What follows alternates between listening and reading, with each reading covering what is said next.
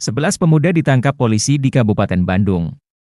Diduga melakukan pencurian dengan kekerasan hingga melakukan kekerasan secara bersama-sama. Diketahui sebelumnya, mereka melakukan penganiayaan dan perusakan secara sembarangan.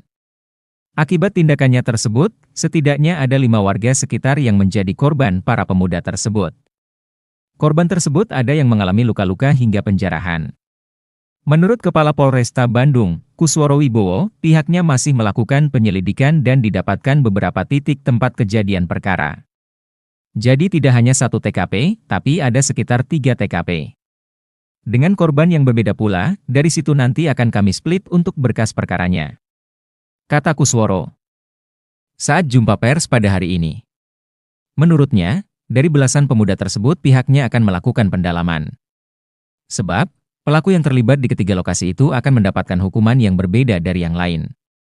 Namun saat ini, para pemuda yang ditahan di Polresta Bandung dijerat dengan 2 pasal, yakni Pasal 365 KUHP serta 170 KUHP atas perbuatannya. Para tersangka dijerat dengan pasal pencurian dengan kekerasan, sebagaimana Pasal 365 KUHP dengan ancaman hukuman maksimal 15 tahun pidana penjara.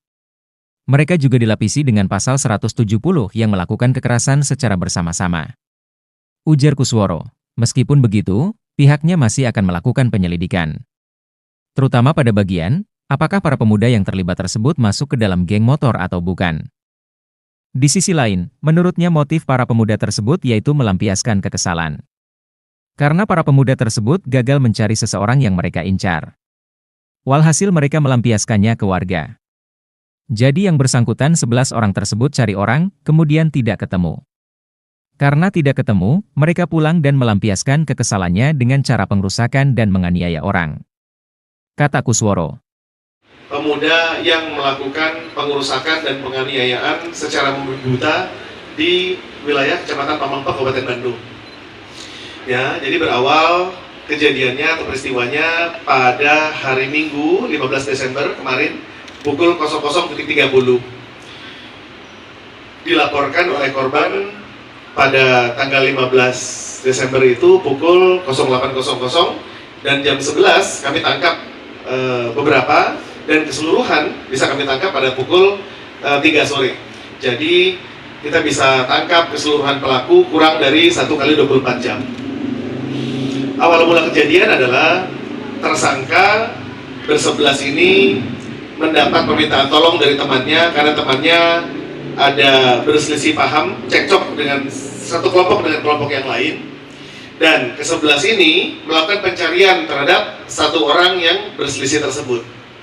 Setelah dilakukan pencarian, nggak ketemu, dan akhirnya pulang dalam keadaan emosi, melampiaskan kemarahannya dengan cara membabi buta, melakukan kekerasan terhadap warung-warung yang dilewatinya.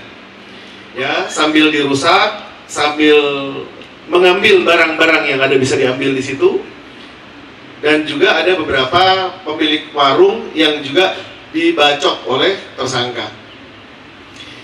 Ke-11 orang ini kami sudah tangkap, 6 diantaranya adalah yang sudah dewasa, 5 masih di bawah umur, tidak kami hadirkan dalam press conference, namun tetap kami proses sebagaimana prosedur hukum yang berlaku. Dan atas peristiwa tersebut, kami lakukan penyelidikan dan didapatkan beberapa titik TKP, ya, tidak hanya TKP, ada sekitar 3 TKP, dengan korban yang berbeda pula.